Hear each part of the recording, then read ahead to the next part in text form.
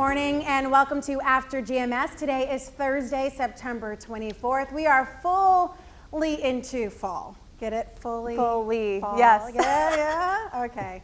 So it was my play on foliage, but also it's fall. Okay. All right, Triad. Save me because my jokes are getting bad every day. That's a pretty good joke. I like it. Okay. I'm a fan of it. Yeah. Perfect. Thank you. We were doing fall tongue twisters earlier, Taran. It was like family, fun, fall, foliage, festive. How many things we can say in a row without stumbling? Yeah, so that was kind of the basis for Tracy's joke, I think. It was the basis, but then I forgot that he wasn't a part of it, so it probably didn't make sense. And there you go. Pregnancy brain all over again. All right, so Taran, again, the forecast. See, another word that starts with F. Forecast. It is. All right, let's talk about it really quickly. Out there today, we will see some rain shower activity. It's not going to rain everywhere, and I'm not expecting any particularly heavy rain, but right around 40 to maybe 50% of us will see a decent shower move on through from time to time today, with high temperatures in the low 70s for tonight. Heavier rain moves in probably after 2 or 3 o'clock in the morning, and our low temperatures will once again be in the upper 50s to low 60s. We'll put the rain chance through at least Friday morning at around 90%. With the rain around, the clouds around, that will keep our high temperatures in the 60s for Friday. And then as we go through the weekend, it looks like our rain chances will come down. Best chance of rain Saturday right now looking like the morning hours, with high temperatures Saturday afternoon in the mid 70s. We'll see more sunshine on Sunday, and Sunday looks to be a mainly dry day at this point, with high temperatures in the upper 70s to low 80s, and then we'll see the rain chances go up again Monday on into Tuesday. Still working out the timing of when a relatively strong cold front will move in sometime early next week, and then behind that we will cool down again. We're going to put the high temperatures for now on Wednesday in the low 70s, but stay tuned. That's certainly subject to change, as I think we have a pretty decent cool down on the way for the middle to the end of next week, but we'll see how things shake out at that point. In the meantime, let's quick look at your 7-day forecast. All right, let's go ahead and get started with our first conversation of the morning. It is decision day for Guilford County Schools. The school board will decide this afternoon how to move forward and potentially bring students back into the classroom. While we set up the options they're considering this afternoon, let us know what option you want them to go with and what questions, if any, you might have for school leaders. Stacey's going to monitor the conversation for us so we can work to get you answers throughout the next few days and the next few weeks. So while you're typing, here's the background. This is what school leaders are considering today. Pre-K through second grade would return to the classroom full-time October 20th.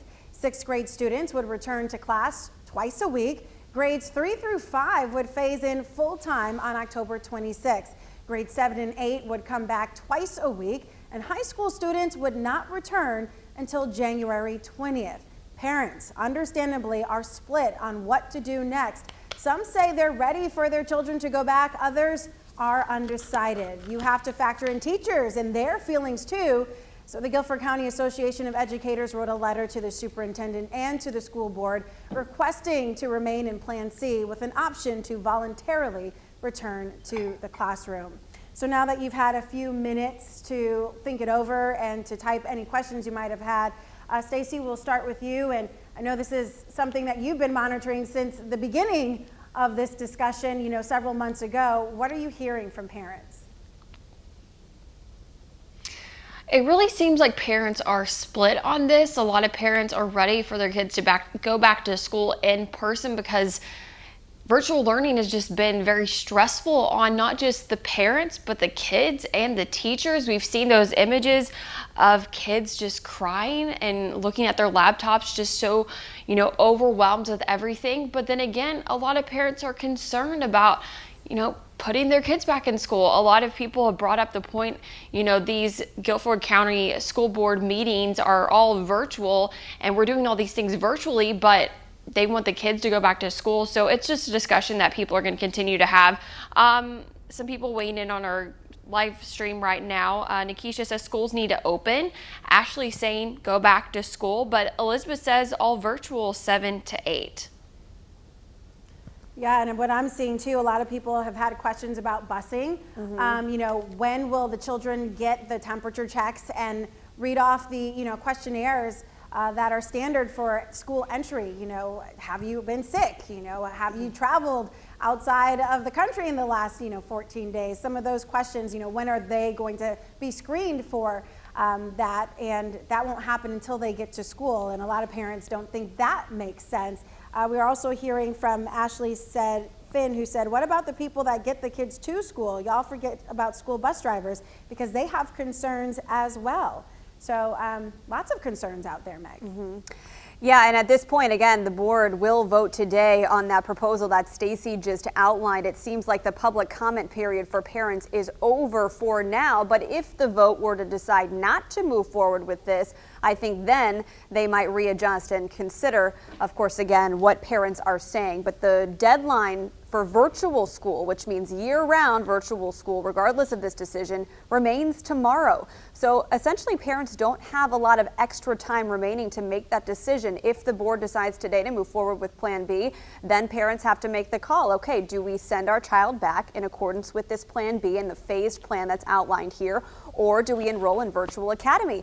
Not a lot of time to figure that out if they haven't already, unless, of course, GCS decides to extend the virtual academy deadline, but they've already done so once and are probably not going to do it again, but we'll report if that changes, of course. Yeah, a couple more comments coming in, Stacy. I don't know if you saw this one from Sam Astuto. He said, for the love of God, please let them go back. The stress is too much at home. And then some other comments. Jaquez Taylor is replying to a comment that said, they should, however, as soon as they open, they will have to close right back due to an outbreak. So what would be the point of opening again? So there's a lot of conversation going on right in our own feed. Yeah, I mean, they keep weighing in, and something that I want to point out, so I think it's great that they have this option, parents do, whether they want to continue with the virtual academy throughout the rest of the school year, or if and when the schools reopen, that they can send their kids back to school. This is kind of the plan that my home state has already been in for the beginning of school, and since school started, is that the parents get to decide what they want their children to do. But one thing with that means that these teachers have kids in their classrooms, and then they also have to prepare and do the virtual learning as well. So it's added stress onto those teachers. I know my sister-in-law has mentioned that to me. It's great to have the kids back in the classroom, but then on top of that teaching, that in-person teaching and learning, she has to do separate for the virtual because you can't do all of it together. So hopefully they'll figure something out if they go back to the classroom soon, to where it's not so much overload on these teachers. Yeah, just a period of adjustment, I think, and so many unknowns still, and different districts making different decisions in accordance with what's happening in their counties. I mean, we give the numbers every day, and some of the percentages and the key metrics look different, whether you're in Guilford County versus Randolph, for example. So, I mean, a lot for these school boards to consider. They are the ones ultimately who have to make the decision on whether students go back. But in the end, it is up to the parents to decide about this virtual academy, and it does remain an option as now required by the governor for each district to have some kind of an all-year virtual option. So of course we're going to see what happens coming up at 3 this afternoon. You'll be able to find all of that and more on WFMY News 2 on air and on all of our social media and streaming platforms. For now, let's start with our headlines this morning. Some big news happening in Louisville, Kentucky, which remains under the state of emergency. Last night, protesters took to the streets in Louisville and cities across the U.S. after a grand jury decision in the Breonna Taylor case. The Louisville Police Department says a demonstrator shot 2 officers when a protest turned violent. The police chief says both officers are okay. They're stable at last check, and a suspect is in custody. That was one of several protests across the country following the jury's decision in the case. Brett Hankinson was indicted on 3 counts of wanton endangerment for firing into the apartments of Taylor's neighbors. The charge is a Class D felony and carries a penalty of 1 to 5 years in prison per charge, so he could face 15 years in prison. The late Supreme Court Justice Ruth Bader Ginsburg will lie in repose one more day outside of the U.S. Supreme Court in D.C. Thousands of people already paid their respect to the women's rights icon. This little girl was one of them. She dressed in a Supergirl costume, carrying a white rose to bid farewell to her hero. President Donald Trump will pay his respects today, and then tomorrow her body will lie in state at the U.S. Capitol. President Donald Trump heads to Charlotte today for his 5th campaign stop. He's expected to talk about health care. The president has visited our state several times in the last month. He hosted a rally in Winston-Salem just 2 weeks ago. Democratic presidential nominee Joe Biden also campaigned in North Carolina. He attended a Black Economic Summit in Charlotte yesterday, highlighting his plan for racial equality in America. He said if elected president, he plans to raise the minimum wage. Don't miss your chance to get connected with a new job today. Freshen up those resumes. There's a free drive-through job fair in Greensboro. It's from 10 a.m. to noon at the Greensboro Coliseum parking lot. Several employers and community organizations will be attending. There are also some giveaways, free giveaways and drawings for groceries, for example. Social distancing protocols will be enforced. And now let's get to our next conversation. This morning, we want to know how you are watching movies these days. The reason why we're asking is because Family Video was closing 7 stores in North Carolina, including its location on Reynolda Road in Winston-Salem. Store manager there, Jason Lee, says without the influx of new movies and the pandemic making customers hesitant to come to the store, it was time to close that location. But it's not all lost for you video store lovers. The Family Video on Old Salisbury Road in Winston-Salem will remain open. The company plans to use that money from the store closures to create a Save the Video Store campaign. And Megan, it was you who brought up this talker. So have you been to a video store lately? No, I remember the days of going to Blockbuster growing up, renting the VHS tapes, hoping that the movie you wanted to watch was still in that little shelf of hot releases, new releases. But the other day I was at a gas station and I still saw one of those red box machines where you can rent, I think, a DVD for $1, or it used to be $1 when I used them. And I didn't even know that those were still available because people have been transitioning even away from DVDs as of late and going to streaming services like Netflix, Hulu, all the other things, the Fire Sticks, everything that's out there right now. So I think it's just constantly evolving, and I'm wondering if one day we will even be watching movies on televisions, or if we're going to solely be using things like our iPads or phones. We'll see. What about you, Trace? How do you watch movies these days? Lots of kids' movies, I'm sure. Lots of kids' movies, but normally through like on demand. You know, I'll record them and then watch them later when I have time to watch them. But that's pretty much it. I remember as a child, you know, at my grandmother's house in Mebane, within walking distance from her house was a gas station, and not only could you pump gas and pick up a soda and a hot dog and chips or pizza, you could also rent a movie. I mean, it was literally full service, and those were the days where you could just walk in and get, you know, your lunch and a movie and go home. Of course, it was VHS at the time, and they were due back within 3 days, but those were, you know, great times. Now it's just a different situation, and it's a little bit more convenient. You don't have to go for the walk down to the store anymore. You can literally just use it with your subscription, but I think one paid more than the other. The subscriptions cost a lot of money, whereas the movies were like $1.25. So, but then again, that was like 1980s. Taran Kirksey, you remember the VHS days, don't you? Oh yeah, you know, you go to Blockbuster as a reward for good grades or something like that. Your parents would take you and you could rent the videos, or you could rent video games. I used to do that a lot, rent games on Super Nintendo, and you know, you play them through the weekend and then you have to return it on Sunday. So certainly a lot of nostalgia in that. I mean, now it is, you know, more convenient to just be able to hit a couple of buttons and see almost any movie that, you know, you could ever think of on all these different services. So, you know, it's nice to have the convenience, but there is, you know, something to be said about the nostalgia of the way, you know, watching movies used to be. Yeah, and I feel like the current generation is kind of missing out on the experience of all that we felt the fun of going to the video store, renting the movies, and having that sense of responsibility and returning them on time, or having to pay that late fee. Stacy, what are folks saying about it on our Facebook feed? A lot of people talking about this. Amy says watching at home, but we never went that often to the movie theater. Jason says we usually do on demand or rent on Amazon. If not, wait till Netflix gets it. Zyra says my family used to go every Friday. The video store was right next to the pizza place in my hometown. Miss those days. Yeah, definitely talk about a throwback Thursday this morning. I loved going to the local Blockbuster and renting a movie for that weekend, and then it kind of transitioned into Redbox, and I would go do that. Now we just do everything streaming. We rent movies through Amazon, through our Apple TV, and then of course Disney Plus, and what else do I have? Netflix, Hulu, Amazon, HBO. I have all the streaming devices that you can even imagine. So essentially, if we want to see any type of movie ever, we need to go to Stacy's house and watch it. She has all this stuff. Y'all are all invited. But still, she has not watched Big Brother, Survivor, or Amazing Race. How is that possible? Oh my goodness, my 3 favorite shows. Get on it, Stace. I'm gonna be like Sam Asuto, who said, get on it. It's a great movie. Did you read his comment? I have a long list of things I need to watch. Okay. Oh man. Okay. Well, Taran, close us out with the forecast. We can get that on demand thanks to you anytime.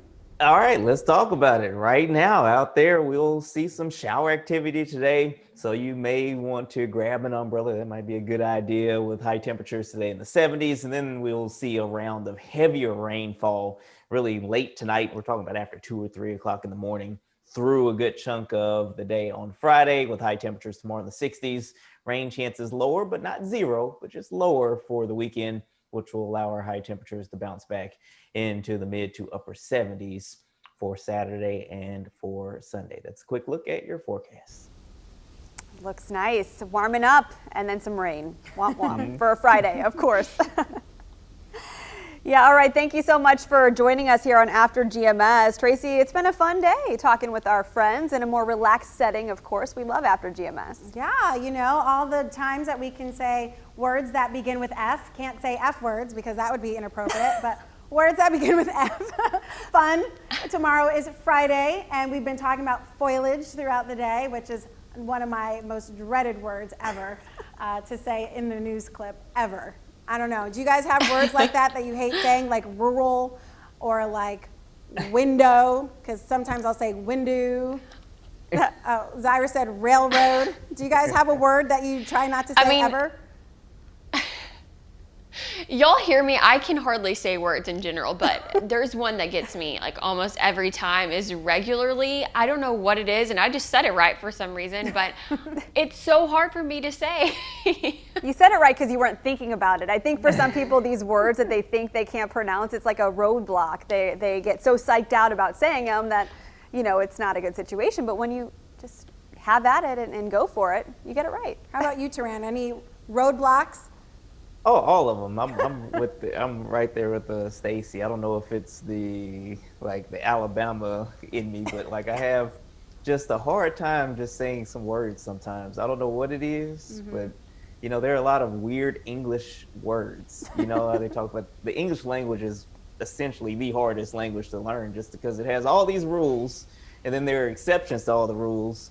And you have words that should sound one way, but they sound another way. And it's just, it's a whole situation. So I just do the best I can and just, you know, shrug my shoulders. And if I mess up, then oh well. I mean, it could be a Southern thing. You might be on it because I remember my first job in New England, you know, I was starting out as a reporter, and one of my first stories was about a fire, and I said, there's a fire on the roof of this building, and da-da-da-da, and I kept saying roof, and when I came back to the station, the news director was like, where are you from again? I was like, Gibsonville, North Carolina. I was like, well, here we call it a roof. A roof is what a dog does. They go ruff, ruff, ruff. And I was like, oh, well, it's still spelled the same way. But yeah, I mean, I think it could be the same thing happened thing. to me, Tracy.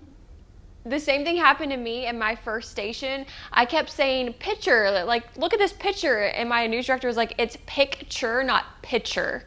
Oh, see? Those news directors. Yeah. Southern.